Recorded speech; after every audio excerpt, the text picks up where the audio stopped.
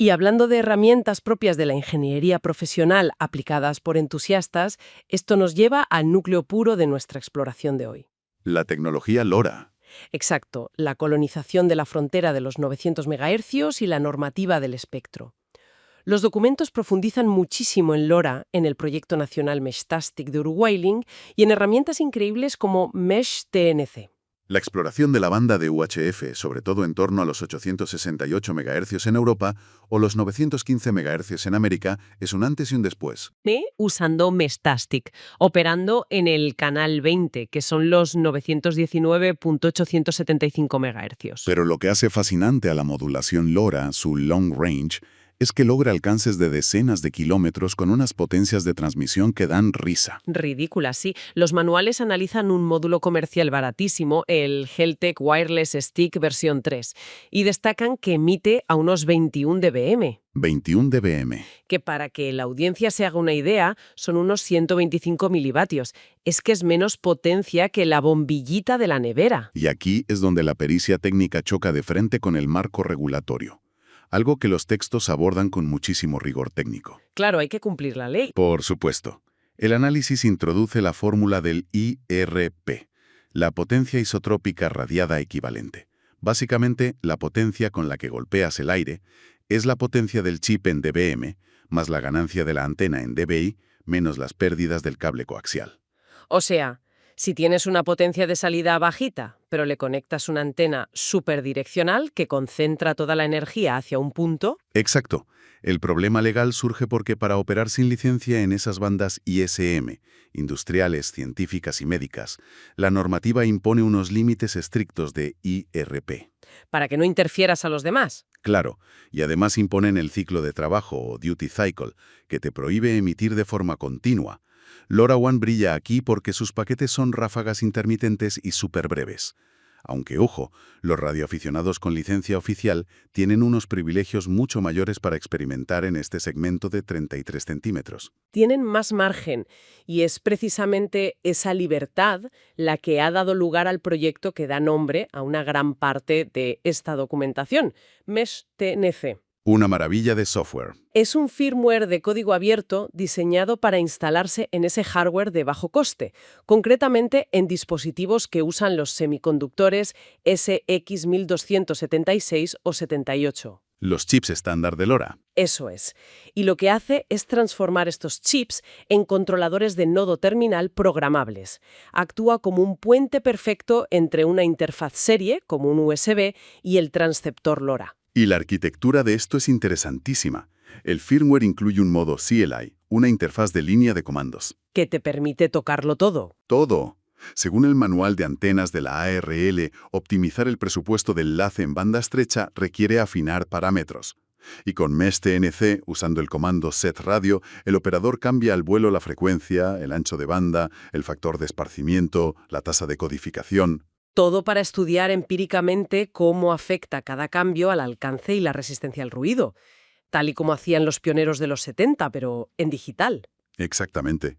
Pero la genialidad de Mesh-TNC es cómo se integra con los protocolos antiguos usando el modo KISS. El famoso Keep It Simple, Stupid. Ese mismo. El protocolo KISS permite que este pequeño chip LoRa moderno sea reconocido inmediatamente por programas clásicos de radioafición, como SAXTIR o los clientes de APRS, sin tocar una línea de código del ordenador.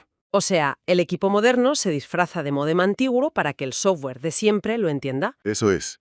Y va más allá, porque el proyecto incluye integración con el subsistema AX.25 del kernel de Linux.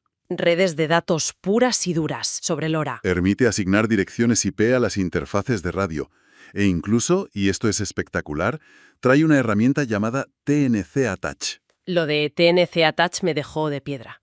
Crea un dispositivo de red virtual enlazado al puerto serie, ¿verdad? Sí, una interfaz TUN, TAP. Es decir, te permite experimentar con una pila de protocolos TCP/IP completa, Ethernet, navegadores, sobre un enlace de radio de muy baja potencia a kilómetros de distancia. Es llevar Internet a través de un chip de LoRa, obviamente a velocidades muy lentas, pero la resiliencia de la malla es total. Pero claro, toda esta infraestructura técnica, todo este despliegue de firmwares como Mesh-TNC, sería absolutamente inútil si la comunidad humana que la sostiene se dedicara a hacer ruido en el aire. La tecnología no sirve de nada sin las normas de convivencia.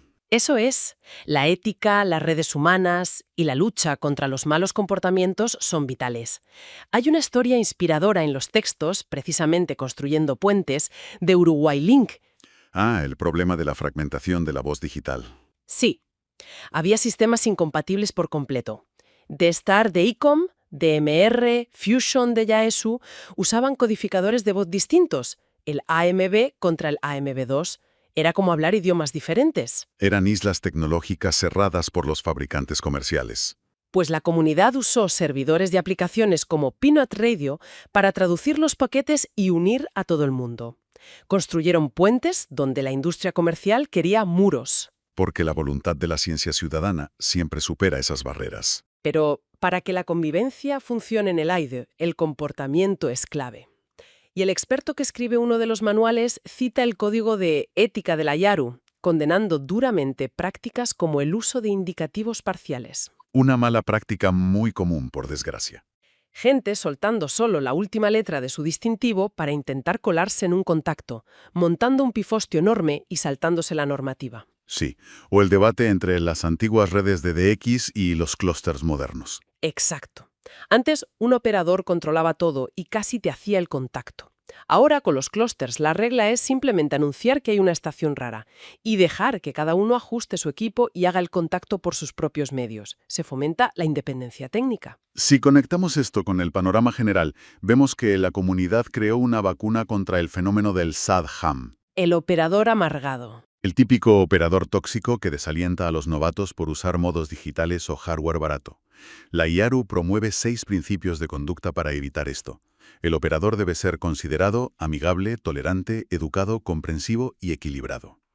Entonces, ¿qué significa todo esto? Pues que la tecnología punta, el LoRa o el DSP, es inútil sin una comunidad ética que la respalde. Como síntesis de toda esta pila de documentos, podemos afirmar que la radioficción moderna es una intersección magistral. Mezcla programación, eficiencia energética, física de propagación y servicio comunitario. Es un hobby que te enseña cómo funciona de verdad la infraestructura invisible del mundo. Y esto me lleva a lanzar un pensamiento provocativo final a quienes nos escuchan, para que le den una vuelta.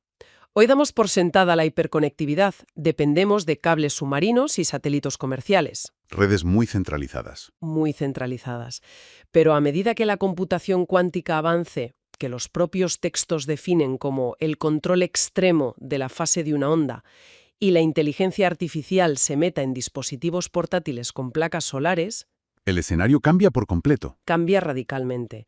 Llegará el día en que las redes locales en malla, de código abierto, construidas por simples aficionados con herramientas como Mesh TNC, sean más seguras, privadas y resistentes que la propia Internet comercial. Es una pregunta muy pertinente para el futuro. Es un recordatorio de que, a veces, la tecnología más avanzada de supervivencia sobrevive gracias a la experimentación en los garajes de la gente. Y con esta reflexión sobre las señales invisibles que nos rodean, nos despedimos. Muchas gracias por acompañarnos en esta inmersión profunda. Encantado de haber compartido este análisis. Hasta pronto.